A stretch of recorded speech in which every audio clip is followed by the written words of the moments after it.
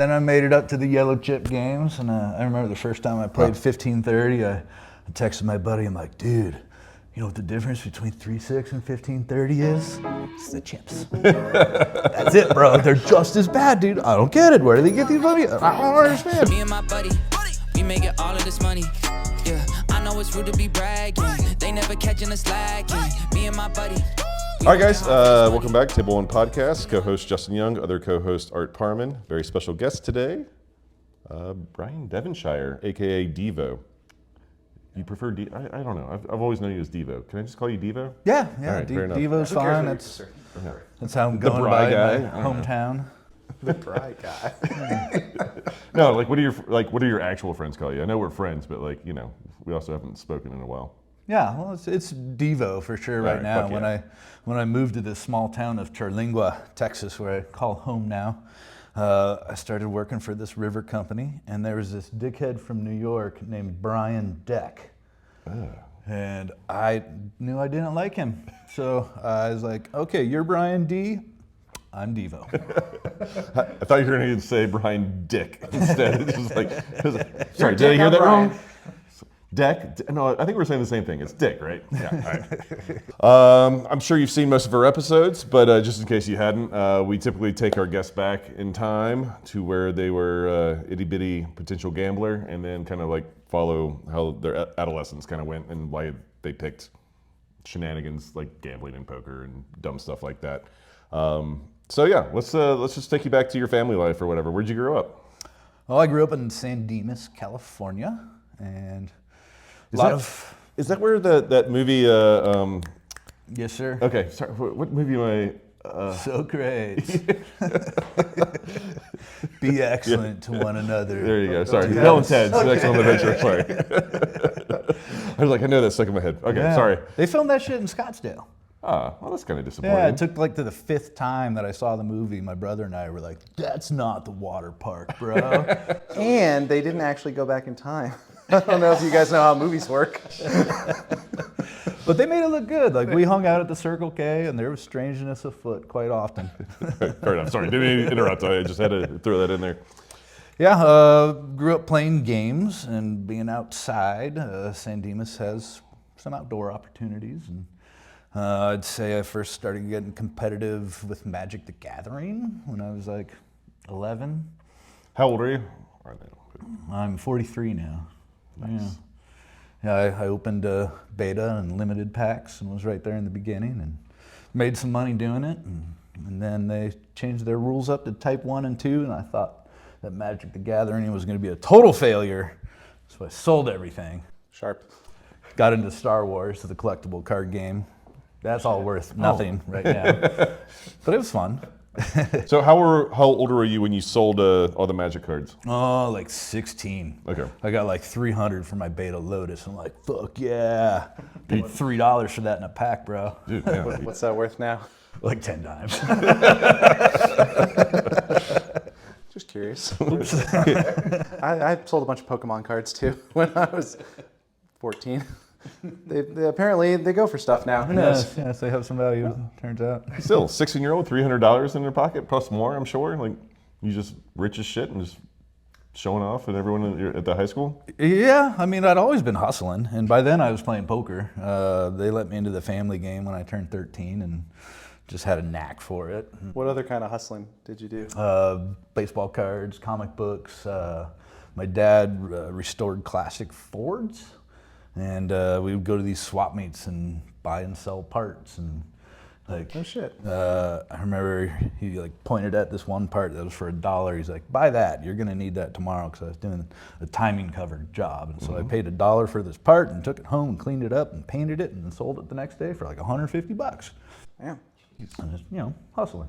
We had Big Uni, Chris Unikin on here, and he similar story, would go like with his dad or his granddad, I don't remember, to the swap meets for Beanie Babies. They were Beanie Baby hustlers, and you go over here and you buy this one, you bring it over here, we'll clean it up, we'll put it in a glass case, and we'll sell it for at least 50% more. Oh yeah, I all sorts of edges like that. Like I remember one time seeing like 2 pallets full of like the Marvel action figures at Costco. And I bought a few of them, and then we went to the comic book store, and I brought them in. I said, "How much for these? And the guy's like, I'll give you $15 each for as many as you got. I'm like, as many? Be right back. As many? How about hundreds, sir? He goes, $15 each, bring them on over. And I was paying $7 at Costco, so I'm like, Mom, we got to go back to Costco, fill up this minivan with all these things. Trust me, just lend me the money. How old were you for that one? Like 12. Nice. The old Costco arbitrage. Yeah. That's fucking great. It's another 2-pallet story, ammo cans. Okay. My dad and I paid $20 for 2 pallets of like the regular old ammo cans. The big green like Yeah, tins the or little whatever? green suitcase ones. Yeah. Airproof and waterproof and smell-proof, and they're metal. They're great, and they're like $20 each. So we went to the swap meet and sold them for $1 each, or 3 for $5. We put on the sign, and everybody's so stoked to get 3 ammo cans for $5. Like 2 hours worth. We're just moving through the supply, and finally one guy's like, "Can I get change?" And we handed him $2. All right, really quick, guys. Phenom Poker is out now. It is live. If you want to get extra tokens, 100 extra tokens, and if you want to support Table 1, just go to joinphenompoker.com, and that will help us. Fill in your information, and you'll be on with us. Tons of people on there, tons of action, especially until Art and I will run out of money, I think. That's true. And we are doing a some sort of free roll. Anyone who signs up through our link, we're going to eventually reveal the details on Twitter, but if you sign up through our link, we are going to go all in up to 10 times at $100 no limit until somebody wins the $100. We might stack you 10 times and you'll lose 1,000 in this promotion, but we are trying to give away 100. So if we accidentally stack you 10 times, you know, thanks. Thanks for playing. All right, joinphenompoker.com. Now! But yeah, I mean, I learned a lot about like, could I have spent more time and sold them for more money? Sure, but we did it in one day. Just bam, bam, Yeah. turnover, make that money. Time is money. That's right. And you get the instant gratification as well. Like there's no waiting period. It's just like, oh, I worked this many hours and I made this much money. Perfect. Yeah. Do you still, as an adult, like when you see stuff, you're like, I could flip that? Or Yeah, I can't help myself. Like, probably the most common one is like old games in thrift stores. like board games or video games? Board games. Okay. Yeah, pick that one off probably once a year. I never sell them because like they're cool and I've but I paid $1 for that. It's worth 100. So asking for a friend, like you mentioned sports cards, like baseball cards, football cards, whatever. You still dabble in that at all? Yeah. Yeah, I just got one of the Bo Jackson black and white yeah, ones, dude, I PSA got that 10. Fucking love it. So, okay, so how easy it is, I should probably ask this off camera, but like how easy it is to just get them graded and stuff? Because I started getting into it a little bit more about a year and a half ago, and I even got some of the new stuff or whatever, but like every time I was like thinking about selling stuff, I was like, everything needs to be graded, which I understand, but like is it like, I even talked to the people at the local card shop, and they're just like, it's easy. It's like $15. Just bring it in. And I talked to to Blitz, and he was just like, "Don't take it. They'll take advantage of you." I was like, "Oh no!" It's like I'm scared now. Like I don't want to take it anywhere. Like, do you do any of that stuff? Like, do you just get them graded yourself? Yeah. I Sorry, we can edit all this. came stuff across out. an estate a couple years ago with like a bunch of old cards from the 50s and 60s. And yeah, send them all off to get graded, and it's pretty easy. Just put them in the penny sleeve and into the fat sleeve. And I like to put a little one of the little like post-it things to make it easy on the guy to get out Sure. of there, and pack it up with some cardboard and rubber bands and mail it out. And Shit, man. All right, might have to get don't- you to go to don't buy my take too house long. first, but yeah, It's, okay, it's simple, yeah. okay, cool. And All right, it's back to the fun show. coming back. It's like, ooh, like what are Dude, I know. did I get it in? You're like squeezing, but they don't squeeze. I was the guy that was watching YouTube videos of people sweating their PSA ratings and stuff like that. I was just like, oh, this is so exciting. I want to do this so bad. You're not the only one. There's a lot of people out there making buku bucks off of sweating packs and sweating grading and all that stuff. I don't watch it, but I know there's a big market for it. Yeah, I could never make a gig out of that though, because like just so tedious, like doing the eBay and packing it up and going to the post office.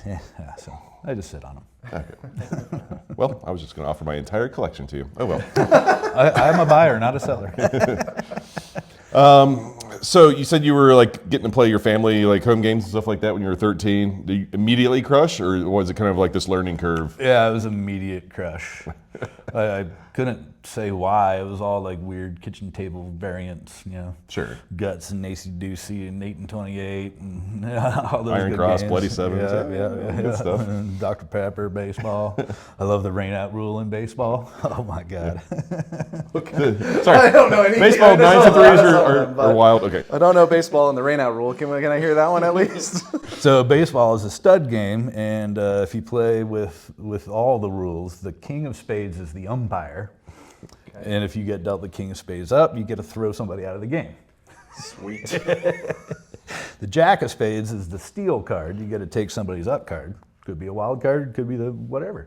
And the queen of spades is the rain out, where all hands go to the muck, the pot remains, everybody re-antes, and everybody gets a new hand. Oh yeah. Play that in the bomb pot. Oh, it probably takes like 20 minutes to play a hand. You got to set a cap on the rain outs. Okay. You know, max 1 rain out, max 2 rain outs. Smart. So it was more the I wouldn't call them gimmicky games because that's the same games I grew up playing as well. But it was all those. It was never any whatever 5-card draw or 5-card stud, 7-card stud or anything. Yeah, That's it's all natural. the gimmicky Yeah. games. Who all was playing? Everyone in your family or neighbors come over? It was like dad and some friends and grandparents Okay. and some other friends and yeah. How much is your 4 haul? 6 weeks. How much are you going back to your piggy bank with? An extra $8 or something? Or Yeah, 10 to 20 what the fuck? dollars. That's so much money. Yeah, I know. It's heavy in quarters too. Oh my god. You take only quarters just in case there's some silver in there. You gotta. No, Right. I hear that ting, dude. don't take this the wrong way, but whoever got you in that game, I imagine it's your dad. Did he get a cut? Did you tip him out? It was Dad, thanks for giving me the game. I'll be back next week if that's all right with you.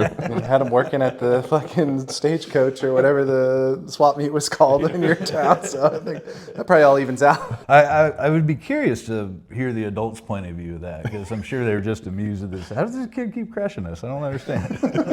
I guess you get on a stool to drag the pot. What an adorable little child. So when you got a bit older, graduating high school or whatever, was college on the menu? Or were you just I'm going to do my own thing? Yeah, I was the first of my family to go to college. I went to USC. I've heard of it. And Sorry, took Art's line there, I think. yeah, I went for architecture, which lasted precisely 1 semester. Way too much work, way too inside. At that point, I kind of wanted to, I didn't know what I wanted to do. I was working at a camp up in Forest Falls, California. Mm-hmm. A little kids camp, 3rd through 5th graders, called Indian Village. That's not its name anymore, but that's what it was called then. But it was sweet. We lived in teepees, and I loved that just outdoor sort of summer thing. So I switched to elementary education, and then I began student teaching in Los Angeles Unified, and I learned that wasn't fun. And I somewhere around there realized that I probably shouldn't spend $35K on tuition to then make $35K a year in salary. So I turned into a psychology major because who knows what else to do. But by that point, I was 19 and sneaking into the Commerce Casino and kind of already wanted to drop out. But I finally went to River Guide School in 2002, and that led to me dropping out and moving to Colorado. And I figured I would eventually get my degree in something, but I didn't.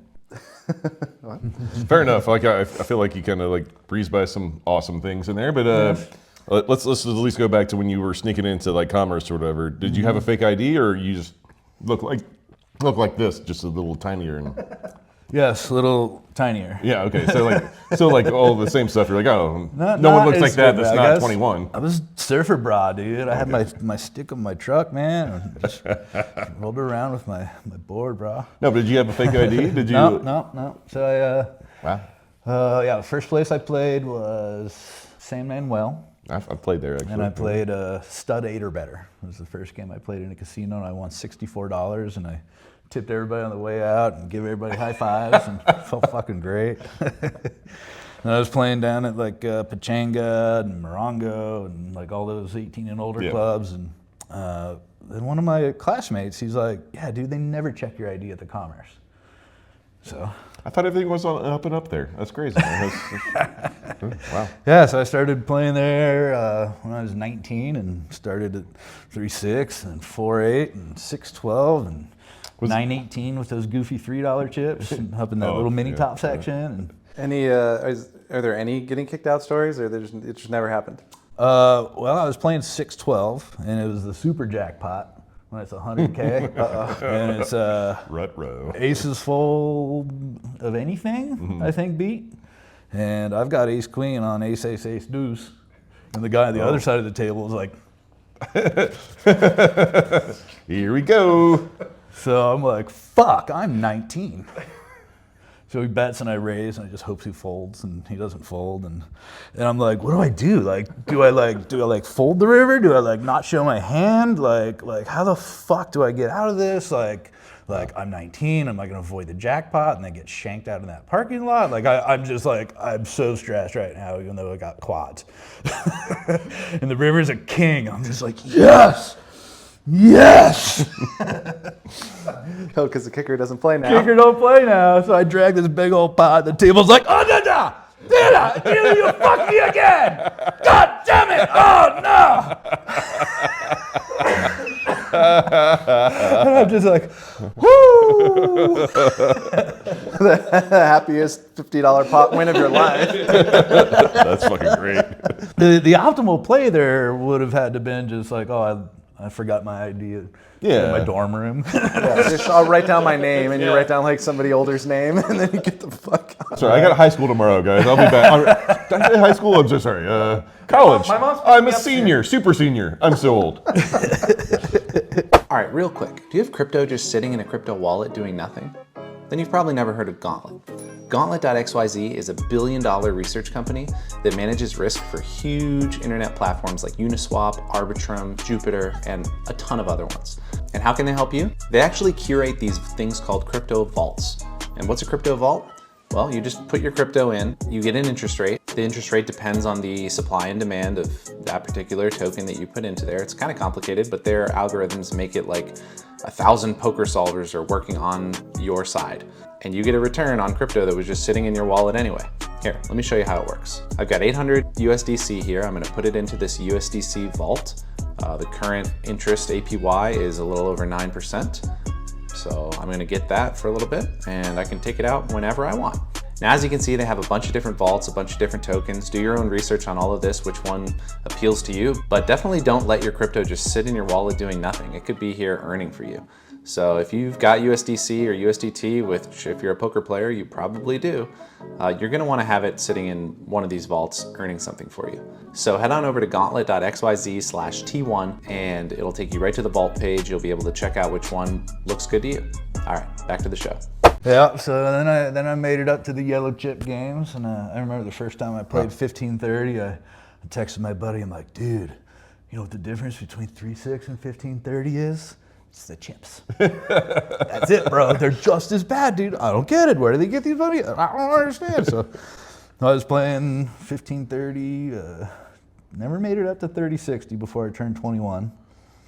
But when I did turn 21, I asked for a beer at the Commerce for my first time, and remember old Jack? He's like, I've known Bryan for years. He's good, he's good. And she's like, Jack, I'm just doing my job. I have to card him. Oh, let me see this. Like, you turned 21 last week, huh? And he just slaps me on the back. That's amazing. So what's your bankroll looking like now? Like you're 20, 21 years old, like, and you're playing 1530. It had to been, I mean, I'm sure you were plenty irresponsible, but like, it had to have been pretty good. No, it was like 5 dimes. That's still pretty good, but like, yeah, fair enough. I was playing online a ton then. I was playing on Planet Poker back in '99, and then eventually into what else? Paradise Poker came up somewhere around there. I remember that one. That was the first one I tried out.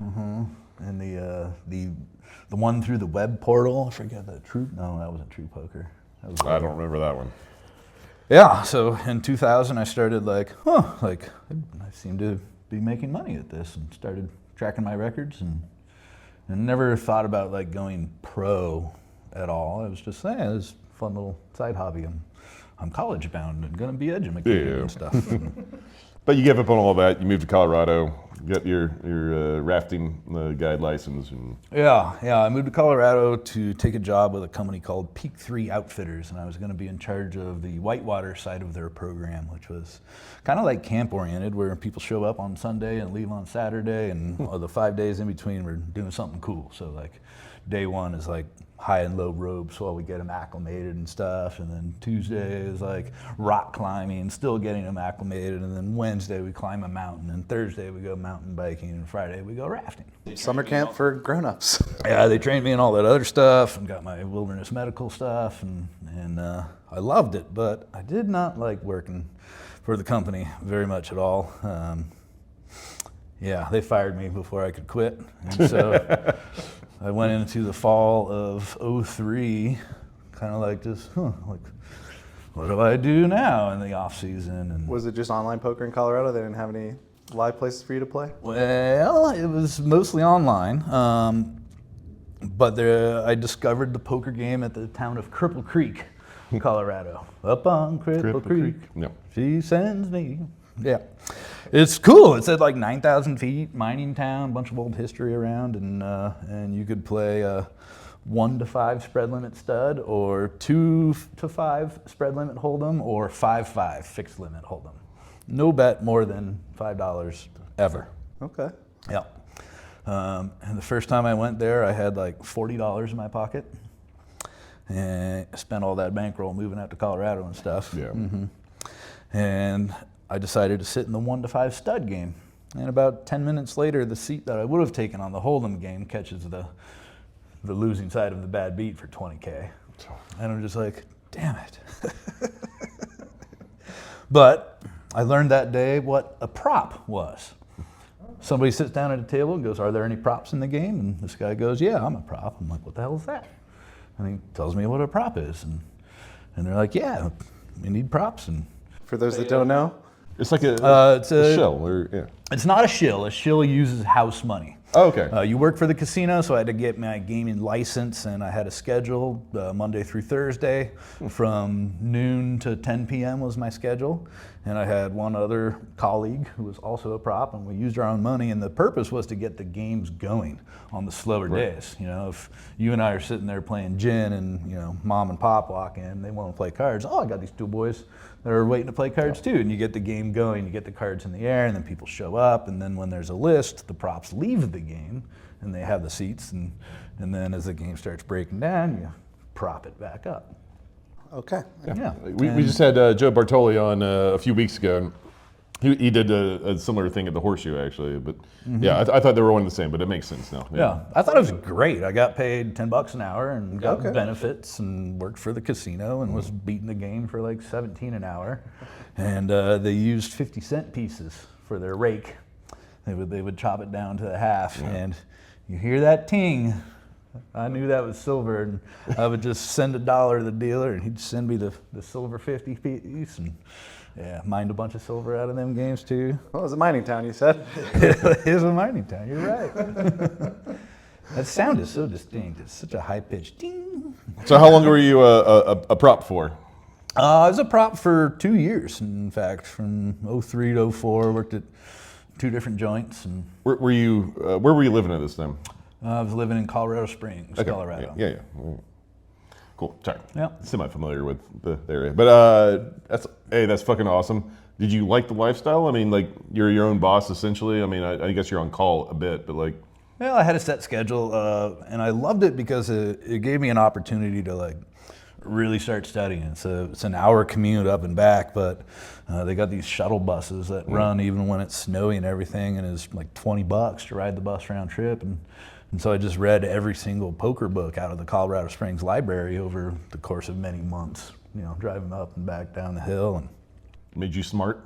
Made him from $10 an hour to 17. but like I never had like any iron to sharpen myself with. Gotcha. You know, like I was always just like the best poker player of my friends, but you know, kind of on this different level, and wasn't really sure like what to do about that. Like I'd never met a me before. I was still guiding after the '05 season on the river. I was guiding on the Kern River. I was going to the World Series and playing cash in the spring, and thought that was all juicy and do on my way back and forth from the river. But then I moved to Minnesota, and I met that contingent of Minnesota limit hold'em crushers. like Bicycle Kick and Mike Schneider and Jay Melancon and Mike Pickett, Kirby Rogers and CMO. These might as well be old baseball cards. I don't know who any of these people are. Although Schneider, that sounds familiar. Wasn't there he a big like online limit hold'em player, Schneids or Schneeds or yep. yeah? Okay, I remember that name. Yeah, he won the last Party Million limit hold'em tournament for $1 million on a cruise ship. I remember that. Yeah, Eric Linger was at that table, and yeah, okay, yeah, I remember that. Yeah, and so all of a sudden I met some crushers, and they told me about 2+2, and I had some ideas they had never thought of, and they had lots of things I had never heard of, and like then I started getting pretty good pretty quick. That's when I was like, okay, I'm gonna go full-time pro, and kept my bankroll separate, kept a logbook with my hours. I would pay myself hourly, keep the bankroll totally separate. You were your own prop. I was. I like that. And then, due to marital problems, I got married in November of 2005. Jesus told us to do it, and He would. yeah, I didn't He want loves to, marriage. but it had to happen right now. I'm like, can we just do this next year, or just not? Like, no, God wants you to do it. Okay. Yeah. Sorry, Shayna. Yeah. We got annulled after 8 months. Okay. And she's happy as far as I know Good. right now. Well, yeah. And I got away from the church. I finally figured out where the Bible came from, and like, oh, I get it now. Okay. But yeah, then to get the hell out of the house, I came to Las Vegas for the 2006 World Series, and discovered that I could use my gaming license from my days as a prop to enter the $500 employee event to start off the 06 series. I was I was going to ask you about that so too. excited to ask about how you did, but that's fucking cool. Like I didn't know. All right, props got to get a casino license or a employee license. Employee badge or yeah, whatever. so they let me into Sorry, that thing, and I know the end of the story, but go then ahead. Sorry. Then I took second for like $66K, and I'm like, And oh, what was the buy-in back then? $500. That's right. And it was the only event where you didn't get your buy-ins amount in chips. We got 1,000 in Yeah, chips yeah, instead yeah. of 500. Those days, play. that's before. Yeah, you bought in for the main event, you got 10,000 Yeah, chips. You yes, bought in for exactly. a 1,500, you got 1,500 chips. And you start at quarter, and like if you raise to 75, that's a lot of your fucking stack. That's so much. And the blinds went up fucking every hour. It was very intense, and it was a turbo without being a turbo. But it was also the time of the pay structures were fucking huge for first. You got 60 something or whatever for Yeah. second, and first place was like 125. Yeah. It was almost double. I just want to put salt in the wound, I guess. I don't know. I didn't really have a question for it. Were you just happy to win the 60, or were you bitter about the other 60 you didn't win? I overplayed Ace King and didn't have any idea what I was doing. Heads up, I was playing limit cash professionally. Yeah. So Well, I mean, you have Ace King heads up. Like, what the fuck did he have? Did he just have like 2 pairs or some shit? I don't Okay. remember. You remember for sure. I do not. So the board was 7, 8, 9, 5, and I called it off on the river. Is that overplaying Ace King? So you're out to Vegas. You're finally a pro. You're being all smart with your money, making like logbooks and shit like that, and you just hit for $60-some thousand. Then all that went out the window. What window and who caught it? No, and I was like, oh my God, I just got all this money. It's like this is one big bankroll. And I proceeded to lose, about half of it over the course of the rest of that series. Oh, okay, so you just kept on playing. You're like, oh, I'm a genius tournament player. Why would I stop? Yeah, and no more cashes. But that's okay. I moved to Vegas on August 1st. Did you play the main event that year as well? I did not. Okay. But yeah, then it was pretty full speed ahead. I forget when I signed with Sheets and Backs. I think that was somewhere like early 07, if I Okay. recall correctly. How'd you get hooked up with them? Was it like, I mean, on 2+2, like everyone knew who they were, obviously, but like, how'd you get the intro, or how'd you get the signing, I guess? I think it was John Eaton. Okay. Sketchy One Poker. Yeah, I like John. Yeah. Yeah, but I don't remember exactly. Because they had me in 08.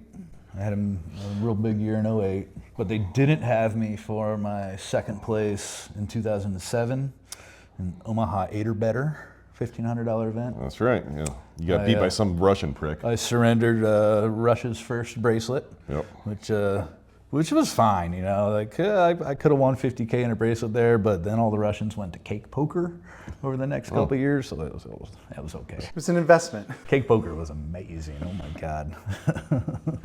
Horrible software, horrible players. Correlated, I think. So you get your second place in a bracelet event. Yeah, which my is cool as shit. first 2 World Series cashes were seconds. I don't think that'll ever be tied or beaten. I think that's literally impossible. Just a quick break here, guys. Are you tired of playing with players like this? Not this. No, like this? Or this? Or do you want to play with players like this? Oh, wait. If you like having fun at the poker table, Table 1 is the game for you. We play high stakes, no limit, 100 blinds. And if you want to get into the game, it's actually super easy. We have a website, table1.vegas. You just go to the website, you click get a seat in the game, and fill out the form. It's that easy. It's your name, it's your phone number, it's the date that you're here, and I will personally reach out to you. And it's only $5K minimum buy-in. You know, run it up at 2.5 and join us. So again, like that one's for like $130 or something like that, 130,000. 140 if I recall. But you weren't underneath the Haber Josephine flag yet. Nope. So again, was it just gone? Like what how'd that money go? Well, I paid some debts. Okay, all right, fair enough. Yeah. Nah. I had some backers there. Jason Gladden had a big piece of my action in that one. And I remember just handing them some bricks after the cash. Okay, so it's not like it was all yours anyway. You were already familiar with like selling pieces. And Yeah, I don't even remember exactly those details of. Yes, I do actually. Okay, this is a good story. We're playing at the Wynn. We're playing like 75, 150. And somebody proposes that we flip 5K each and put the winner of the flip into the 25K. And the 07 25K of the Bellagio. It was like the first one, I think. I think it was the one that Bartoli one or Mortensen one. I think this one Mortensen one. Yeah. Like that was like such a huge deal. We've mentioned a handful of times on our shows, but like 25Ks didn't exist. Like they were like they just announced we were like, no one's going to play that. And everyone's like, oh, I'm going to play that. I'm going to play that. And I was like, well, I have to play it now. Like, so everyone decided to fucking play it. But that's cool. All right. Yeah. And so I said to the table, I'm like, how about you fuckers just put me in because I'm a better tournament player than all y'all. And they're like, sold. I'm not flipping. But yeah, one of the guys, Jason Gladden, he's like, sold. I want to put you in. And I took 48th in that one, somewhere around there. And that led to a little bit of a... So you had a friendship, a rapport, yeah. like, all right. And so he had that, and he had the 08 and 07. And yeah, then I was playing a ton on stars and tilts and the whole online thing and swongs and downswing. And yeah, somewhere around that, it was that fall when I picked up the sheets and backs. And yeah, the downswing kept going. March of 2008. I was cash broke. I had very little money in easily liquefiable assets. And I was like 30K in makeup. And I was playing the 7500 WPT in Reno. And the night before, I lost all the money in my pocket playing credit card roulette with John Aguiar and Sean Deeb. God, somebody else. So what a way to go bust. just don't cash busto. It's like gravity, man. They need it. You know, these guys have all the money. Jeez. All right. We make it into the money as one of the chip leaders and just crushing. Get down to 2 tables left and I get all in. I'm second in chips and I get all in against the chip leader and I've got top set and he's got a gut shot. And the third player decided to come along with an underpair, drawing stone dead. The good old days. Yeah. And just bam, he turns the gut shot. I think that's why they call it that. Oh, fuck! God damn it! Like, I'm gonna get paid like 20K. It's all gonna go to SHAX. I'm pretty unhappy. And I had visions of going to be a river guide. I had my equipment with me. I'm like, I'm in Reno, the Truckee River's right here. I'm just gonna go straight to fucking Dirtbag City, and I'm just gonna live in a tent and grow a beard and guide rivers for the next few months and figure my life out, and then bam, let's pair the board. Oh. My life has changed. I love poker. The kid is back. I love poker. The kid is back. And so we ran that up into a second place finish. I got destroyed by Lee Markle, heads up. What a player, what a legend, and a good dude as well. Yep. I also saw some other pretty big names there in the final two tables, like Phil Ivey. They came to mind. I had some other ones in the back of my head, and I forgot those. But like, Grinder was there. Yeah, there you go. Which one had the underpair? So did was there any of those?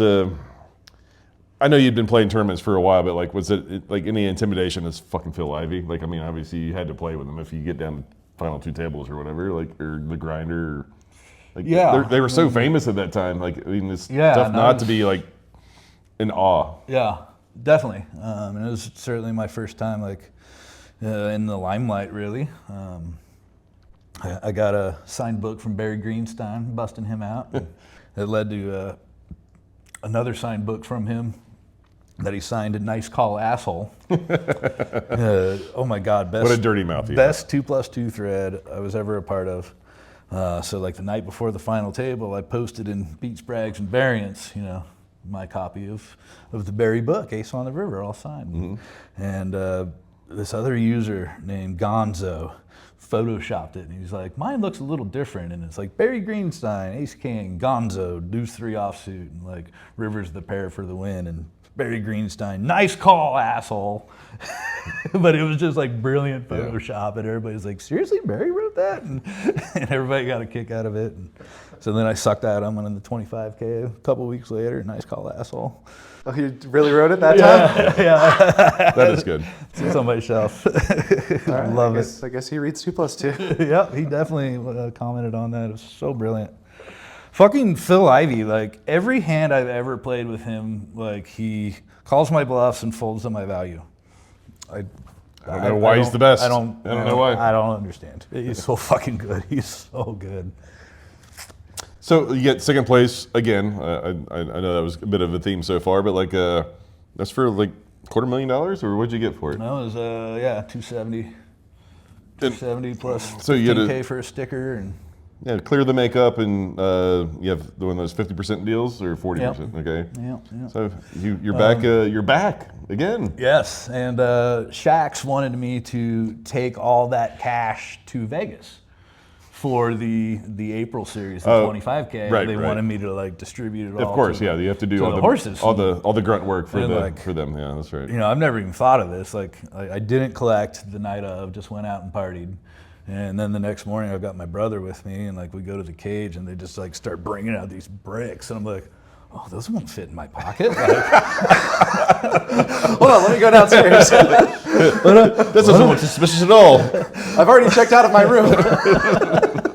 what do we do here? And I'm like, brother, go find bags. It goes to the gift shop and gets those like heavy plastic opaque bags and just puts the cash in there, and we just walk right out the door in my old Ford truck and drive across the Nevada desert. And Wow, glad you didn't get stopped by the cops on that trip. yeah. What you got in the back seat, boy? That's how I got my box at the Bellagio, though. They had been rejecting me for years, and I went in and asked for a box. And he's like, oh, let me see what we can do. I just opened up the bag. He's like, oh, come with me. I need you, actually. He's like, please let me put this somewhere. So then distribution day to all the horses, like Meet Devo at this time, and I had, distributing like 150K. Just All of a sudden, you're working for someone yeah, again. like, what Yeah, the fuck? And everybody shows up except for John Vincent. And I had a white envelope that said John V and 11 dimes in it. And he didn't show up, so I had this thing, and I played the tournament. I busted out real quick. Just faded. The noodles last longer, though. I think Scott Montgomery bought the noodles that day. It was great. We would do last longers in these Bellagio tournaments that were awesome. And the first person that busted out had to go to every table and, what is your order for noodles, sir? And then go place the order, pay for the order, and deliver the food to the tournament before they were allowed to go home. I love it. This is Great. amazing. Great. I Last forgot all about that. Yeah. That's good. Putting that in my next tournament I play repertoire. All right, so you faded that, meaning you got to eat. Yeah, I was like second out. I just finished my noodles, busted out, went to the cage to buy in for tomorrow, and then I went home. And I couldn't find that envelope. Oh, shit. Immediately tell SHAX, call Bellagio security, do everything I can think of doing. Like, oh, God. And it Never turned up? never turned up. Going to play the tournament the next day, and there's a large security officer and a woman in a suit, and they're standing at my chair. Mr. Devonshire, are you missing something? I'm like, yeah, white envelope that says John V on it with a bunch of cash in there, yeah. Here you are. Yay. Chris is I like these happy endings. All right. And when I had registered at that little side window of the main cage, I just sat the envelope down and did the thing and just walked away. Yeah. And so the cage lady grabbed it and just well, he'll be at 42.7 tomorrow. Best place to leave it, I guess. That's true. Yeah, so I gave the supervisor 1,000 and That's fair. said, please make sure all the staff gets taken care of, and SHAX split that with me, which I thought was That's nice. pretty Yeah, fair. for sure. Yeah. And yeah, and Just a $500 fine for your idiocy. yes, Not bad at all. That's not bad at It's all. a good price for Yeah. a story like that, Yeah, I'd pay a lot more for a lot less. So Finished 12th in that event for 140 or so. That's 25K that David Chu won, I believe. That memory serves. Which again, these 25Ks were amazing. It was just 600 of the worst poker players and the best as well, but mainly the worst poker players you've ever seen in your life. right, which draws in a lot And the of Fontana medium Lounge. ones. In the Fontana Lounge, who was Best tournament venue of all time. I agree. That was so cool. I remember I would leave a hand early just so I could get a good prime spot for the fountain display. Before all the cigarettes come out. Yeah, exactly. Well, if you go off to the side, it would be okay because everyone wanted to be in the kind of curvature or whatever, but they had little flat areas on either side. If you go there, the smokers didn't go there. It was, Gotcha. it was nice. Yeah, R.I.P. I had to figure Fontana it out. Lounge. Man. That was the spot. All right, so then you're rolling in it then. Yeah, now we're made. Now we're Yeah. made. We're off to the races. Can't go broke We're, again. Impossible. Yeah. It's impossible. Well, So what had happened was, no, I started writing for Card Player and doing various things like that. I was doing Poker Road Radio. that's right. I It forgot was about a lot that. of fun. Me Yeah. and Jimmy Fricky and Courtney Harrington had a real nice show. And, I remember running a simulation. I took 1,000 identical poker players with the same work ethic and the same game and the same expected earn of 100K a year, all playing 5-10 limit hold'em or some shit like that. Whatever, they're all playing the same thing, and the bell curve of expectation was some people are losing 100 and some people are winning 100, and they're all part of the same distribution, and that was when I was like, oh my God, we don't know shit about bankroll management. We thought 200, 300 big blinds was like a proper bankroll for limit games, and no, it needs to be 1,000 big bets. So with that lesson, I ended up kind of making it impossible to go broke. I eventually had a losing streak of 21 out of 22 months and didn't go broke. Kept just playing smaller and smaller and got mocked for playing 1-2 no limit, but mocked. I mean, didn't go broke. yeah. That's impressive. Yeah. Definitely, it's super impressive. It's hard to not go broke. And I mean, I guess, so you just stayed on with SHAX, as I will for now on forever refer to them, or for tournaments, or did you go on your own and just sell pieces, or what was your plan for that? I went on my own from them before my 2011 run. It was somewhere late 2010 or so. They were struggling. They were kind of trimming the fat a lot. they weren't letting me play 5Ks anymore. And I was like, 150, 200K in makeup. And they want me to like grind online and play small events. Play first place is 25,000, and that's not going to move Yeah, the needle. and I'm like, I'm paying for my traveling expenses. Like, I signed up with you not to be put into $1,000 events, to be put into 5K plus events, and that's how I got buried in makeup. And then if you're not going to put me in the bigger events, then I'm not going to play the smaller events from you. So I quit them. I quit them 200K in makeup, and Ooh, that must have been controversial. a little bit, but I mean, I feel like I was also kind of left no choice because they weren't putting me in bigger things, and I just saw no way to get out of this hole, and didn't find it fair that the way I got into the hole wasn't a way to get out. Yeah. So, I mean, I can understand on their side too, like, you know, the 5Ks were getting tougher, and yeah. Maybe they just had the same bankroll management thing as you, and they wanted you to eventually just be playing $1, $2 for them.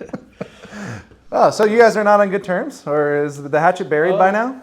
We're on good terms. I dialogue with Sheets somewhat regularly on the Twitter. And like in 2011, I had a main event run, and Johnny Bax was very congratulatory and, and polite and no controversy. And I remember kind of thinking, like, you guys could have had this. I knew I was going to do it at some point. But this main event, I guess it's over 5K. I don't know. All right, well, let's talk about that main event run, because I think that's where you gained a lot of notoriety for as far as like I had started seeing you on watching the coverage, and you'd build the big ass boat castle with your chips and stuff. And It's the architecture major. that's Yeah. I didn't know. I didn't make the connection, but now I am. So every once in a while I'll do some similar stuff here and there, but like everyone's like, "Oh, that's so cool. How did you do it?" And like the whole time, like it was Devo. Like he literally taught me how to do all this stuff. Like, yeah. Well, we'll get into our relationship later. But yeah, right. 2011 main event run. Yeah, go. Yeah, it was awesome.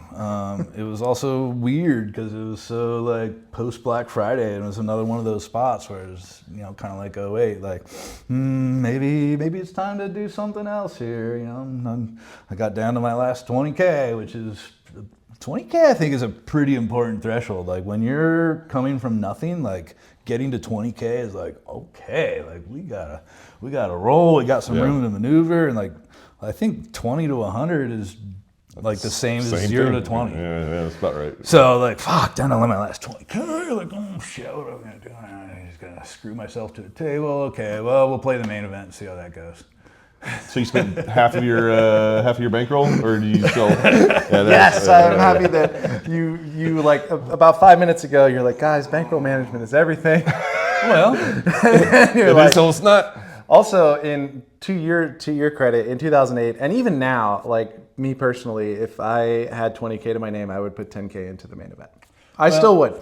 I just, but I mean that's a little network induced. You know, I know I could probably get a backing deal or whatever after, but it was just so valuable back then, man. Nobody knew how to play still. In yeah, I was still in it though. I sold 30% to Billy Green at 1.3. Yeah. I sold 30% to Shane Sigsby at 1.3. Well, it must have been a good buy. And- Shane bought it. Yeah. Actually, 1.3 was a steal back then. That's good. And then I swapped out 6%, so I had 34% of myself. Okay. So you knitted it up right. Yeah. Yeah, and I was only putting up a dime of my 20. Yeah. Oh man. Okay. Which Never is mind. Back still, to you know, Bankroll King. I'm a nit. If you have 20 buy-ins for the main event, you should play it. And that's what you did. So you get like a 25th in that one? I got 12th in that one. 12th in that one. Okay. Yeah, 12th in that one. Got a bunch of coverage leading up to it. That's when they were like broadcasting everything Dude, it live. was- I remember going to dinner at Applebee's on one of the breaks. as one does. Yeah. If you want to go love- someplace nice anyway. I love that salad, dude, and it's quick. Yeah, wanted a salad, all right. But like on the TV is like me playing poker like 45 minutes ago while I'm like eating my salad and people at get the fuck bar. out Like, there. That's so weird. All right, so you get to have about a third of yourself, and you get this huge deep run, 12th. And I love asking this question to people that made deep run in the main event. because I've never made one because I don't know how it feels. Like, how were your nights like? Or like, was there any like super stressful days or whatever? Or was there any nights where you couldn't sleep? Because like I feel like I wouldn't be able to sleep at like going that deep in something that was so prestigious and with so much money up top. Yeah, it also was like the first time that a bunch of information was readily available. So 30-minute drive home, and by the time I get back, the table draws are released, and I would always do my homework and look at my table. But now we've got 10 hours of footage from like that day and the day before. So like I would find the clips from like opponents at the table of like hands that they had played like in this tournament to like watch real-time tape on opponents, which like kind of like took care of that time from like 2 to 4 a.m. where otherwise you'd be like, So okay, instead of like not sleeping, you not slept and studied is what you're saying. So like were you looking at like tells, timing tells, like bet sizing tells, stuff like that, or was it just kind of like just absorbing everything? I mean, I was definitely specifically looking for tells, but also just ranges, like what are they opening and what are they turning into bluffs and that sort of thing. Gotcha. And you can extrapolate, obviously, so much information from, well, if they did that with that, then they're capable of all these other things too, or if they did that, then So you were really zoned in. I was hyper zoned in, super zoned in. No better feeling in poker, by the way. Like I know you don't get in 12th or whatever, but man, that had been the highest of highs, even compared to like when you got second in the WPT or. For sure, it was very, very exciting. 12th is about That's a lot of fucking about money. 186,000 better than 13th, and literally 0 better than 10th. So you found your. That's the optimal placement for maximum money, minimum glory. Were you kind of icy? I mean, it a little bit. Like, I mean, did you see the pay jump? You're like, I'm short. I need to like make sure I get at least 12th or anything. Were you playing different to try to get to that? I mean, nothing atypical. Okay. Like I was a tourney donk at that point, and I mean, we all were back then. I mean, you were a good tournament player. You can't say you're a tournament donk when everyone's information was exactly the same. Right. Yeah. ICM's for poor people. Yeah. But yeah, I mean, I was certainly well aware of like, okay, if I just wait for that guy to go broke and win 186K, which is my 3rd biggest score of my life, just that pay jump. Doesn't fuck with me at all. King Queen suited. I'm gonna fold it this way. But no, I remember watching that coverage. Like, I mean, I know they kind of cherry picked the hands or whatever, so obviously I didn't get to see like all the hands, but like. Seemed like you were playing like your normal self, or like throughout the whole thing. I don't know. I was applying a lot of pressure in spots that I wasn't. Like my tell game was super sharp then, and I was just so zoned in. It was mentally exhausting. Like as soon as I busted, took a check and some cash, I learned that you don't have to go to the gift shop for the 6-figure score anymore. And we went to Laughlin, Nevada to celebrate. Where everyone goes. Yeah. Laughlin's awesome. If you've never been to Laughlin, check miss it out. out. Yeah. It's the way Vegas should be. What's different about Laughlin? Everything's, I've been, but I got to know. Everything's cheap. The gambling's fun, generous, like and fun. You want a beer and a shot, no problem. And the beer comes in cans because the river's right there. And yeah, if you gamble anything, like they'll give you a free room. And like my brother's been like escorted to a room by the boss. Like, you're too drunk. You're too drunk. Comped him a room. Didn't let him know about it. Took all his money and put it in the safe. He was so fucked up. So my brother like wakes up in this room and has like no idea how he got there and where all his money went. The post-it note for the safe is on the safe. Like, 1, 2, 3, 4. We guessed your favorite numbers. They were all ones. The code is what you blew on the breathalyzer yesterday. So you cashed for like 600K, and I know you only got a third of that, which is like still a significant chunk. But so again, like 200K, we're back. We're rich again. Are we rich again? What's going on? Yeah, so I right after Laughlin, I immediately went to Colorado to work at the Dude Ranch that I was working at. I forgot about that. I had my fiance in tow. we drove to Flagstaff and spent the night and partied, and then we were driving through Arizona, and we went to the middle of the Navajo Nation, and I see this big old piece of plywood that says dinosaur tracks down this dirt road. And I'm like, fuck yeah, let's check this out. Roll over there, and I always knew those signs got some people. dude, Biggest ball of yarn. you go check out the dinosaur tracks outside of Tuba City. Okay, I will. In, My in daughters Arizona. love dinosaurs. And this woman walks over and goes, "Hello, I am Pat. Welcome to the Navajo Nation. Come, I will take you on a tour of dinosaur tracks." Fuck yeah, all right. We get out of the truck and follow her around this old lake bed, and she just got this little squirt gun pointing out the tracks and eggs, and like it was this vast space and like legit and awesome, and like that was really cool. Sounds cool. And about the end of the tour, she goes, "Oh, by the way, there's a fee for this tour. It's $10 per person." I'm like, oh, okay, yeah, whatever, no problem. Look at my wallet, $7. Oh, she never has money. Fuck. Baby, got any money? Nope. Pat, I'm so sorry. We only have $7. I didn't know about the fee. She goes, "This is not good." Trade, barter, cooler, 6-pack of beer, bottle of wine. How about this? Will this work? Oh, this is very good. And her friends pop up out of their chairs and run over. Everybody cracks a beer. It's like, woo, yeah, they're stoked. I'm like, here, take the $7 too. Like, we good? Okay, cool. Like, let's get the fuck out of here. Like, we got out of there.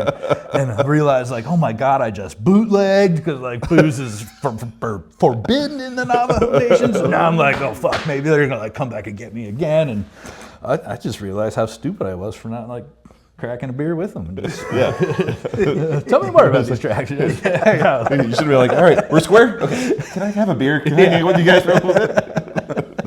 That'd be great. Might have had something with the 200,000 in the truck. Well, yeah, I found it so hilarious that like 3 days before I won $607,000, and now I'm, Bartering. $13 in debt to the Navajo. Boone's Farm for some dinosaur tracks, please. I got the banquet beer. Come on, guys. Banquet beers are nice. Sam Adams and Kim Crawford Cabernet Sauvignon. Thank you. Nice. All right, I'm going to be remiss if I don't mention how we met. Speaking of drinking and all that fun stuff, because I have to backtrack a little bit before we get ahead of ourselves too far or whatever. But I believe it was 2008, and my 2008's been documented on our podcast quite well. This is when I had $5,000 to my name, and I ran it up to over $1 million in 1 year, and that was great. But like part of the journey was I would grind 200, 300, 400, 500 hour tournaments at the Venetian. Like it was just every day. Wake up, okay, Venetian's great. They just have it. And it was one night. I think it was maybe slightly after dinner break or whatever that Devo and I were at the same table. And I don't know what drew us together. I want to say we're just kindred spirits. In all honesty, I think that's the answer. But the other answer could have been we both had a cocktail in front of us. Either way is fine. Speaking of spirits. But like we just started shooting the shit, and like I think we just started liking each other, and we just knew that like we liked drinking, and like all of a sudden we turned the tournament into a drinking game. Yes. Which I have never done since, and I haven't even heard anyone even come close to doing this since. But we set these parameters as we're playing, where it's just like, if you show a bluff in a big size pot, you could give a shot. If you got beat in a certain size pot, you had to take a shot. And like it went on. There was like 28 rules. It was ridiculous, and they were all including shots, by the way. Like it wasn't like take a sip of your beer. No, it was like take a shot. And I think the last one was if you bust the other person, they had to pay for the shots or like order the shots. They had to wait around, and then they had to stay and like drink 3 shots with you or something like that. Something ridiculous. Does that sound right to you? Like, I thought it was stay and drink for the rest of the tournament. That's right. It was that. It was no, like you're super. Right. That's It right. was super penal last longer. Yeah, it was just like if you get fucked by the person and like you weren't allowed to leave. You had to wait till the other person busted. So like the other person had to pull up a chair and like sit behind them and like literally just order drinks for the both of you, and it was like good fold. Nice stuff. I don't even know if it required you busting me, but I sat in that chair behind you. So maybe And drank while you played. I have good memories of this because I did bust him. I remember that I had 2 deuces, and we got it all in pre-flop. It was back in the day where everyone just raised everybody or whatever, but I think he had something silly like king queen or ace queen or something, like an actual good hand. And I literally just like 4-bet called off, or like just 5-bet jammed, like 2 deuces or whatever. And he showed like a good hand of like, you can't win. Like a deuces just held. And I literally just pull a chair like right behind me. And he's like, I gotta go. I know you didn't say throw up, but I was like, I got to go to the bathroom, and everyone at the table's like, oh, he's got to throw up. Like, I mean, we've been doing shots like for like 4 hours, and like we're not in good shape at this point. We are slurring and falling over, and I just pull up a chair, and he just shows up, and we're just like, he is rooting for me to bust so fucking hard. And like we're just doing shots every time the waitress come by. 2 more shots, 2 more shots, and he's just miserable watching me fucking grind a $300 Venetian tournament. With, I'm sure he has friends and family he wants to get to. Did you bag? Did it end that night? I think it ended that night, and I busted at some point, but like I made it semi-deep or whatever. Like he had to stay for over an hour. Yeah. It was a while. Like it wasn't like 10 minutes later we all just like went out to dinner. It was like as soon as I busted, I think Devo just fucking ran away. It's like, thank God, I don't have to do any more of this. What an amazing way to become friends. Yeah, it was like drunk dogs sniffing each other. It was just like, but yeah, like we exchanged numbers that day, and like we immediately were like hanging out like probably like a few days later or whatever. Yep. It was very, very kismic, I would say. That's amazing. I only have, I don't know if you remember, we played together a couple times in some tournaments in the past, and I only have one memorable moment with you, and it was just like had to do with your demeanor at the table, and it was deep-ish, not in the money of like some, I think it was Caesars, like one of those prelims, like 1,500, 1,000 back in the day, and we're at the same table, and you get all in with somebody. I think you've got ace king, and they have kings, and I use this line all the time now. Do you know what the line is? Mm-mm. You said, you're in big trouble. I got offense and defense. And an ace came in, and you doubled up. And that's my Devo story. It's no shot taken until an hour after the tournament. But I can attest, he does use that line all the time, and I love that. That's so good. I haven't used that line in quite some time. I kind of forgot about that one. Well, there you go. That's true, though. I got a blocker and offense. Okay. All right, let's get back on track. I just had to. I'd be so pissed if I forgot to like tell that story, because like it's one of my favorite gambling stories. Period. Let alone like favorite one with you. So I just had to make sure I got it. And it was just you guys. Nobody else got in on the. Oh, I mean, everyone else at the table was loving it or hating it. I can't remember shit.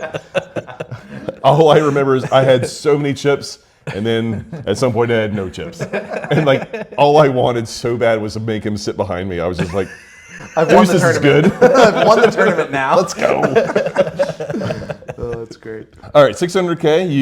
You survived the Navajo trap. Yep, survived the Navajo. Spent the summer at the ranch, which is an awesome gig. I was doing duding. That's where you take people horseback riding, anything from a half day to 5-day long pack trips up in the mountains and the Sangre de Cristos in Colorado, and just absolutely beautiful. And guiding's always been such a nice balance of my gambling life. And you know, I don't necessarily need more money. I do need more water and sunshine and outdoor experiences, but you know, got to have some money too. So find that balance. And then I came back to Vegas, and I won the first Bellagio tournament I played. It was like a $300 multi-day one for like $60K, and then I went over to Cannes for my first time overseas to play in the World Series Europe, and I won the first event I played there.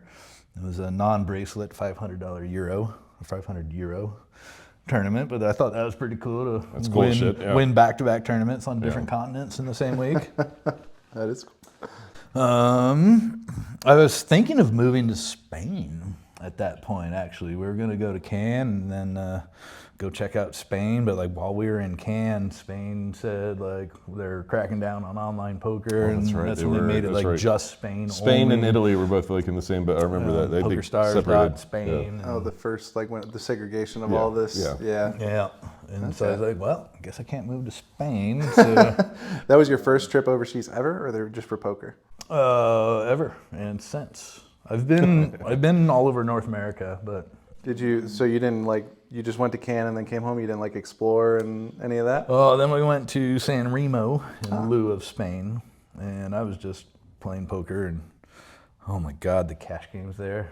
They were raking 50 euro a hand. So much money. And And they made you wear like a button-up shirt or something. in a 10-20 euro game, and then they just broke the game because like we're closing. We have one winner, guys, and it's us. Get the fuck out. You said they broke the game. I just assumed like, there was 2 rounds where they saw 3 flops and then everyone had to leave because they couldn't pay the blinds anymore. But No, they literally ended the game. they literally like it was full game, rocking and rolling, and they're just like, all right, guys, 5 more hands, and then the game's over. It just like closed like a donut shop. Like I'm like, oh, you're getting 50 euro a hand and rake, and you've got a full day. I would never leave. My doors would never close. The government says we can fuck you, but only between these hours. It must have been that. We're scumbags, but we're good scumbags. I'm like, make it a 100 euro rake. I don't care. The game was that good. But that made my fiance pretty upset because I didn't do any of the cultural things in France or Italy really, and yeah. So eventually we broke up. Yeah, and that's when the losing streak started. Yeah, right after we separated, went down to RainCon in March of 12 and made the final table of my first event. And I'm like, we still on a year-long roll, fuck yeah. And then I take like a 3-outer to bust third. I'm like, yeah, can't win them all. I'll be Like, back next week. But that's when it just stopped. Like I just could not win anything at all. Who did we have on where we were talking about momentum and upswings and downswings and like Almost every one of her. Well, yeah, but like he said he could tell you exactly when like the heater ended. Do you remember? Oh shit, you're right. Fuck, I can't remember. No, I can't remember. I'm sorry. You know what I'm talking about, Yeah, though, right? 100%. And he just took some beat late in a tournament. And he's like, oh, and that's when it was over. Yeah. And I felt it pretty much instantly afterwards, and I never had it again because in poker you just you go on these runs, and I mean everyone who's at least done a little bit of it has felt it, where it's just like you said, you got third and you're like, oh, no big deal, but like once you stop thinking, oh, no big deal about your beats, then you just lost it. It's gone, you know. So. Yeah. And I don't know. Everyone out there watching this play has done well in 2 things in a row, knows exactly what I'm talking about. So Yeah, there's a big difference when you take a beat and your demeanor afterwards, and that'll tell you exactly where you are as far as your mental capacity for poker. And it's so frustrating to know your first instinct is like motherfucker in your head, and then you're like, oh shit, I'm not playing well probably. This is really, really bad. Oh no. And it takes going through it to even know the difference. Yeah, exactly. Because you don't know in the moment, but you look back and you're like, oh, it was here when I was fucking mad or whatever. Yeah. Or whatever. It doesn't even matter. But yeah, when you take beats and you're just like, whatever. I'll be back next week. I'll be back tomorrow.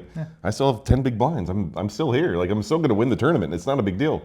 That's when you know you're fucking crushing. Mm-hmm. Just a bump in the road, that was. Yeah.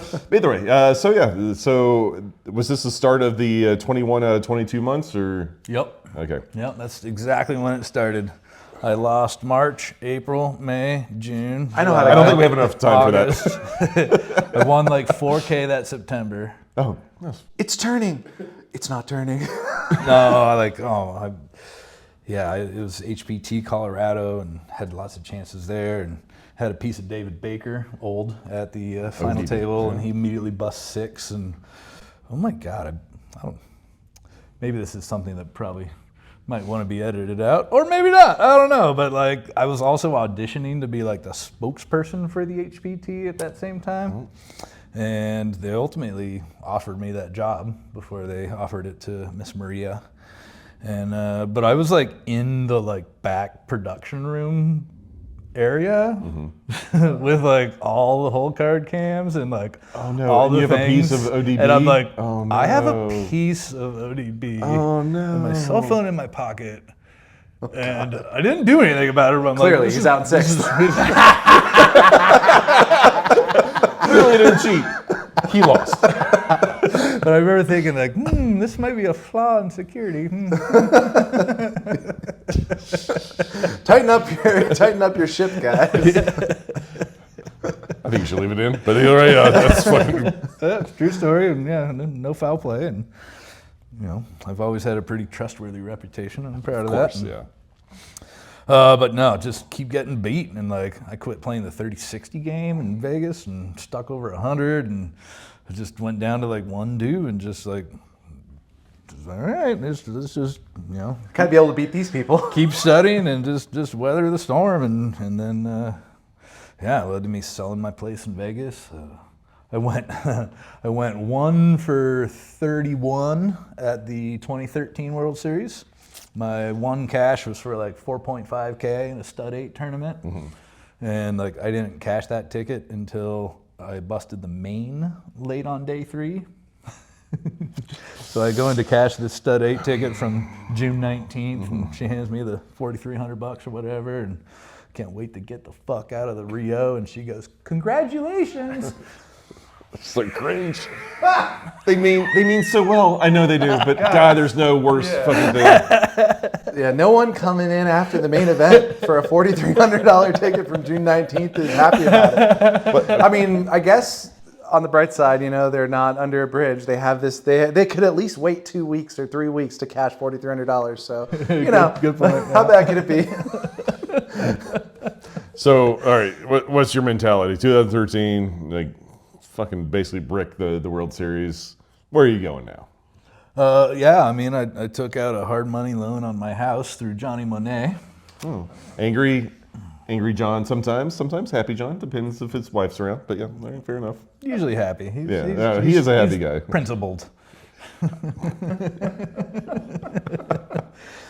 I love Johnny. I agree. And yeah, he just loaned me $50K, like no questions asked, like no juice needed. Just like I told him, like, dude, if I get fucking buried, I'll just sell my house and pay you back, and that's exactly what I did.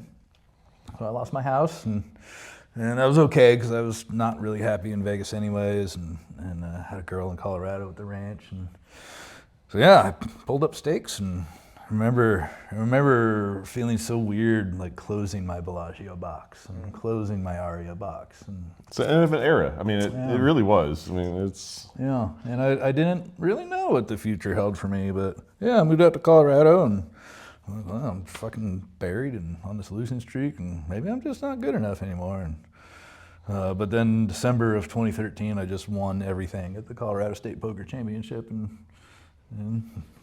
I'm back. now we're back. The kid is back. But yeah, so silly how like 1 month can erase 22 losing months just like that. It's not hard.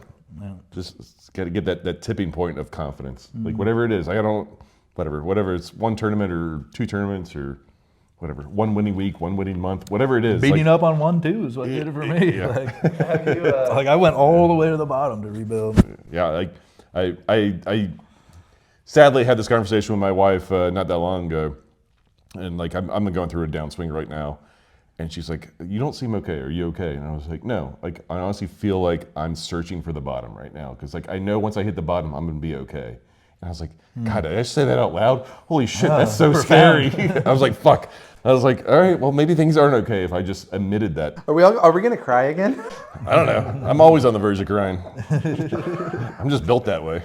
Have you been in Colorado ever since then?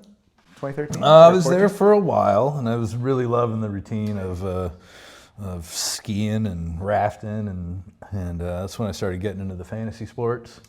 Started guiding rivers again commercially, which felt fucking awesome, just to be on the water. And so yeah, this is the 2014 World Series. I came out to the main, or came out to the series on like July 1st, and everybody's like, "Hey, Devo, how's your summer been?" My summer's been great, dude. Like, I'm 0 for 0, and everybody's like, "Fuck, I wish I was 0 for 0." Well, any close calls on the river at least? I mean, you got to have all these years guiding. Like, there's got to be some gambling, some sort of like, you know, this guy almost died or this guy did die on the river. Like, what do we got? DGen river stories. There you go. I mean, that's not degeneracy. It's, Oh, it's you know. just It happens. danger, and yeah, that shit happens. And I've never had it happen on my trip, but it's happened on my friend's trip in my friend's boat, and it's often a series of unfortunate circumstances of a bunch of little things go wrong, and then somebody's dead.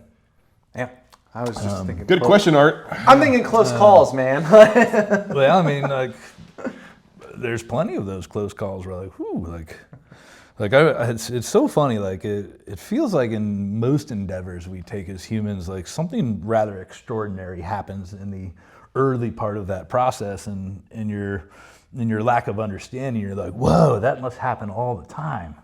And like, I remember my rookie season, like I wasn't even like checked out to guide people yet. I was still learning, and me and my colleague are like side by side, and we're following all the other boats down the river, and this woman falls out of her boat and does the #1 no-no of stand up. That's bad. And it was on the Kings River in California, and she stands up and gets a foot entrapment, and that's where her foot goes into a small hole and her foot's stuck, and now the whole force of the river Everything's pushing her is head pushing down. her head down.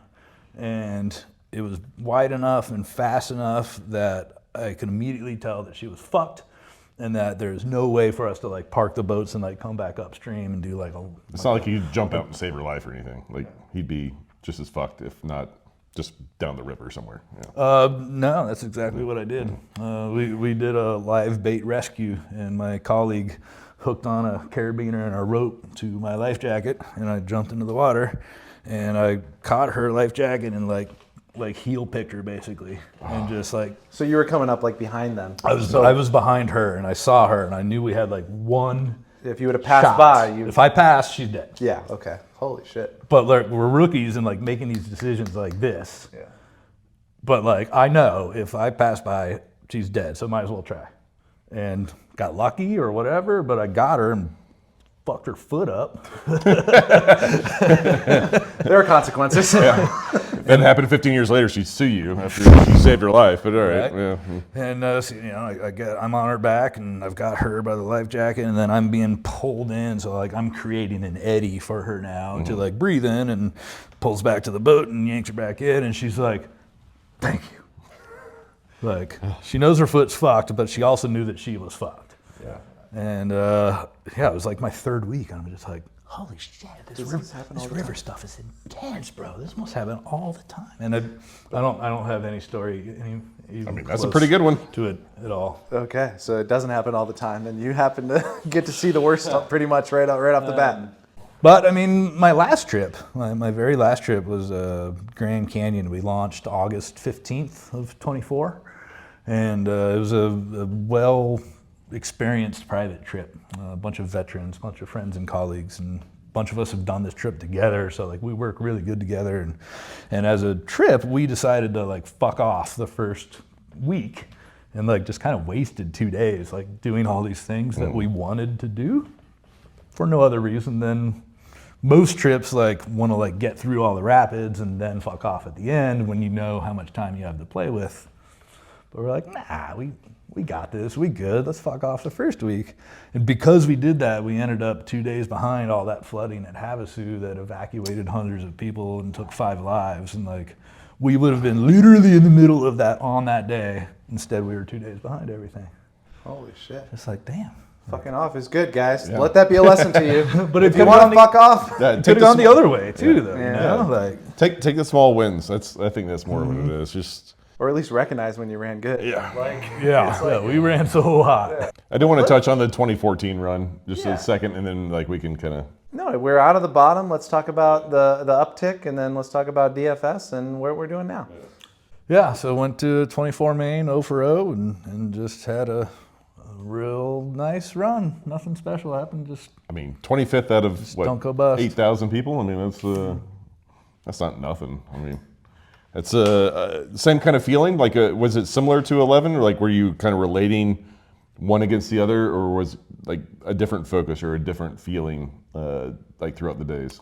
it was certainly relatable, but like my whole mindset was different in 14 because I was like staying at the Rio and like didn't live here anymore, and like certainly wasn't like studying. Like, I'd been driving boats all summer. Like, I just kind of just didn't care, and yeah, was fun to go deep again. I have only 2 main event caches, 12th and 25th. It's, Justin would take them. Anyone should take them. that's They're fun. I would like to see if there's anyone out there that has lost more money in the main event. That's a pro. Than you. Maybe without a pro. Like it's sad. Sorry, I'm not trying to bring it on me, but You know they're bad. You just don't play, all the hands that you like to play. Try that. no, believe me, I've tried every strategy. I've tried to like fuck these guys. They're terrible. I'm gonna crush every fucking hand. I'm gonna play super tight. Try skipping it 1 year. No, Would you do that? I can't do that. No. Even the COVID year where it was online, I found a way, or I was convinced of a way to like play on GG and play, and like I was like I don't really want to, and the person's like, no, I'll just put you in and I'll give you it was like a 30% free roll. I was like, Can't pass fuck, that up. that's a good idea. All right, I'm in. And like literally 10 minutes later, I was like, I'm out. I turned the nuts and the guy like literally he had like a worse gutter than me, or like whatever, a bottom end of a gutter, and then like he had the nut flush draw as well. And it was just like bink. I was like, oh, I go text him. I was like, oh, thank you, I appreciate it. I'm out. Yeah, so I played every year since 2004. So Got 1 min cache? 2003, 2? maybe. I have 2 min caches. So you have 2 and he has 2. You're pretty much equal. Basically main the same. event players. Yeah. And Devo's probably disappointed. He almost made the final table both times. Yeah, that's true. Actually, I don't know that pain. Yeah, you're safe, man. You're naive. Yeah. All right. Enough about me, please. Please. All right, well, let's go. I guess let's go down the DFS. Yeah, like I think that's super interesting. Because Yeah. you got into it early, right? Yeah, I got into it early. I did golf and football and hockey and basketball in the beginning. Was it just like all the other games you played in your life, where you just dove right in and you felt like you knew what you're doing faster than everyone else, or did you Yeah. have resources? Or Yeah, I mean, just find the resources and do the math. And I mean, gambling is essentially just preying on those that don't do the math. it's an information war, right? If you have Information more. war. And, Have an edge and exploit edge. yeah, and it was popular back then, so it was just math, and it was nice to be able to live in Colorado and go ski and go play on the river and get enough action down. Did you do more of the, what do they call them, GPP, the MTTs of The tournaments, DFS, yeah, the or GPPs. because a lot of people made The money heads heads up up, and, but yeah. the cash games of DFS, were you one or the other or both, or? I was both, but more GPPs. I've always kind of thrived in the tournament environment. And just over the years, as things got more specialized, I ended up getting exclusively NFL. Really? And the last 4 or 5 years, it's been just 100% NFL. You still do pretty well last 4 years? Yeah, I only made like 50 this year, and about the same the year before, but I was over 100 the other 3 years. I took arguably the worst beat of my life this season. Oh, I want to hear This about season? this. Yeah. Sports beats. I'm sure I watched this play. Go ahead. Yeah. So I finished 19th in a GPP this season for $1,000, but I had a unique lineup and I had the second best lineup, and if I had come in first place, it would have been $500,000. But 18 players had this other lineup, and the difference was Alvin Kamara versus Spencer Rattler. Rattler being the backup quarterback for Saints. And That's who you had that made it unique, or you? yes, everybody went Kamara. I took Rattler. It doesn't make sense, but we thrive on the chaos. And it made me unique by going Rattler, and I ended up losing by 1/1400th of a point, which is Nothing for a quarterback. it's two rushing yards. That's like what is that, like 9 passing yards? Yeah. Like, Yeah. So you were in such a unique spot where you're going to either get what 19th you got or or first. first. There's like Yeah, no in but between. he's never given second. 18 players have They all have. duplicates of the lineup that beat me, and so I lose by 1/1400ths, and I'm just like, damn it! And like Rattler got hurt with like 75 seconds left, and like the backup like threw a touchdown. I remember so this like if he had like game. completed one of those passes, I get there. And then like I wake up Oh, the you next couldn't day. lose. I mean, you lost. I lost. You made 1,000. He won. But then I wake up the next day and somebody in my timeline said, like, hard to believe that this play cost this dude $500,000. And right before halftime, Saints get the ball, 1st and 10, they throw one over the middle for like 4 yards, 2nd and 6. There's like 6 seconds left on the clock. And the announcers are like, well, they must be going to halftime here. And nope, timeout. And like 22 players on the field are like, timeout? What the fuck? Like, what? Why aren't we Why? taking a knee here? Why aren't we going to half? What? Yeah, why aren't we just going to the locker room right now? And coach thinks about it for a little while, and then Rattler takes a knee. Which is minus Minus 0.2 yards. points. Yep. Got it. So if coach had simply not called timeout and just went to halftime, He was considering doing Took something. the timeout for the decision time, basically, and then, oh my God. just run a play. yeah, if he throws incomplete, I win. Yeah. Oh my God. If he would have just decided to line up as wide receiver, he would have fucking won. He's like, sorry guys, I refuse. I'm not gonna. I know I don't want to let Devo down. He's gonna need me in the end. Oh my God. Which is wild, because that would have been like second biggest cash of my life. This like just silly Thursday night football game. And like that's the beat. Like What is your biggest DFS cash? Do you have like a big? I win? won the Super Bowl 3 years ago for 160. Okay, well, just like one game thing, I guess. I don't know a lot Yeah, about DFS the at one this game point. contests are you pick 6 dudes, and one of them is your captain, who is 50% more expensive but scores 50% more points. Okay. And obviously avoiding duplication is a big part of that strategy. of course. And so in that lineup, I had T. Higgins at captain. It was Cincinnati versus the Rams. And instead of putting Joe Burrow in the lineup, I put Joe Mixon in the lineup. And if you remember, Joe Mixon threw a touchdown to T. Higgins. And me and 9 of my friends all win $160,000. I mean, do they get Yeah. like television at where you live, or how did you even watch the game? I watched it at the pizza place, which is the only place with a TV in town, called Long Draw Pizza. Shout out Andy and Mallory Mundy. And Where we'll all be watching this podcast in the town. I mean, that's not too far from the truth. Like most restaurants don't have TVs, and like there is internet and services, and we're right next to Big Bend National Park, so there's 500,000 people a year coming through there, and the whole economy is sustained on tourism and such. But yeah, like everybody in the town knows me as the gambling guy that used to play poker and now does weird shit on the internet. Yeah, so everybody like knew I was in the lead, you know. What do you need, Devo? I'm like, I need Tyler Boyd for 5 yards. Bam, Tyler Boyd for 9 yards. What do you need? I need the fucking game to end. And Aaron Donald just stuffs him 3 that's right. times. Yeah, Aaron Donald crushed the end of that Game game. over. Yeah. Yeah, and like, yes. And everybody knew that I just won 6 figures, so I picked up every single tab in the restaurant. Fuck yeah, nice. And then I went to the other bar, restaurant, the other one, yeah. Across the street. Yeah, in the ghost town around the corner. And I picked up every tab there and spent less than $800 in celebration. Amazing. So that's the future for you too then? You're happy where you're at? Yeah, I'm very happy in Terlingua. It's the only place I've ever felt home. And I'm doing things like archaeology and astronomy, and the river's kind of there. The Rio Grande is not very grande. We killed it in El Paso. Rio It's Petite. kind of a Rio Pequeño, por supuesto. Rio with a lowercase r. But you're still in the Rio, at least. Yeah. Not winning bracelets. Still on the Rio. Yeah.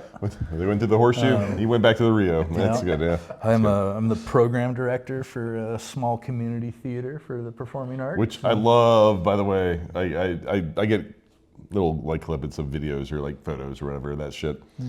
I fucking love that you do that shit, by the way. I produce a burlesque show now. Yeah. A burlesque show? Burlesque. And we're fucking good. we're really good. Like, we could what? perform in Manhattan, no problem. Dude, What's the name of the roulette show? The burlesque show. TerlinguaBurlesque.com. Terlingua. Terlingua. Terlingua. Terlingua. Okay, TerlinguaBurlesque.com. Burlesque.com. Go there. see some average titties. No, I assume it's titties. I mean, you get to see his. These are They're above average. bad. Yeah, those are nice. I mean, they're covered, but do you guys use pasties or? yes. Okay, yes, well, yes. there you go. I've never popped a pasty, but I did pop a cocksock on stage once. Yep. Yeah, it was my last triumphant pelvic thrust. I had this like loincloth thing. I was doing like a garage door trick with my cocksock that was a banana, and my little miniature loincloth apron thing lifted up and it flew through the sky and hit the stage and just drifted to the edge and like drooped off the stage. And I turned and like marched off, and everybody in the audience thought I did it on purpose. Amazing. And somebody picked it up, and instead of the next person to get married, they're like, the next person to could become part of the show now. That's so good. Catch the cocksock. Oh, Jesus. Is that just a place to leave it? I Should we think leave it that's there? perfect. All right. Well, if you guys, If we can't leave it at cocksock, we can't leave it at all, I don't think. well, we got at least a lot of people out there probably have not followed the Devo story. Where can they follow you on the internet? Devo Poker on the Twitter. Devo Poker. Ironically, at this point, he's just doing cocksocks. Are you still? Do you come out to play Devo tournaments still? cocksock was taken. Like the- No, I've actually used this road trip that I'm on as kind of like a getting back into rounding, and it's felt really nice. Yeah, and especially the smaller stakes Texas games. Plenty of money to be won. Feels like 20 years ago. Nice. Yeah, you mentioned fantasy getting tougher, and it is, and so I think I need to sprinkle a little more poker back into my routine. Well, Texas is blowing up for poker. I mean, It's we got- amazing. It's just so remote for me. Like my nearest game is 80 miles away, and it's 1-2, and it only goes on Friday evenings at 8 p.m. West Texas. We had a home game in Herman's Garage, but as it's known. I kind of broke it. Herman pulled a pistol out and set it on the table between us after a bluff. Since it's his garage, I let him see one of my 2 cards when there's no showdown, and he rolled over the proof of the bluff, and he just laughed and then just thunked his pistol on the table. I'm like, oh, Colt 1911. And I field stripped that bitch and put it back in front of him in parts. And he just laughed like Jabba the Hutt. All right, that's the pod. Thanks, guys. Me and my buddy, we making all of this money. Yeah, I know it's rude to be bragging. They never catching us slacking. Me and my buddy, we working hard for this money. Whoa, you know I've been in my bag.